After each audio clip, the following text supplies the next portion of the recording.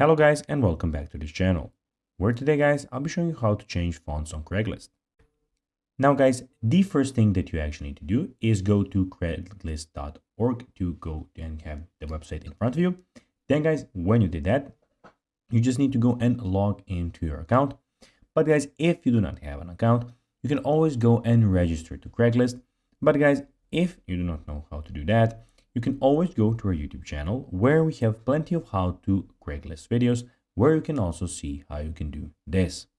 Now guys, that we got that out of the way, let's see what we actually have in front of us here. So as you can see here, we have the Craigslist official website where we have a lot of different options. So first of all, we have the things which you can go and see. You have the community, housing, jobs, we have the service, for sale, discussion forums, we have gigs and resumes here. Also, on the left side, we can see that we have the event calendar, we have some help about Craigslist, best of Craigslist, etc., etc. And also on the top right corner, we have the post button where you can go and post something that you want to post, something that you want to post on Craigslist. And also we have the account where you can go and see everything about your account.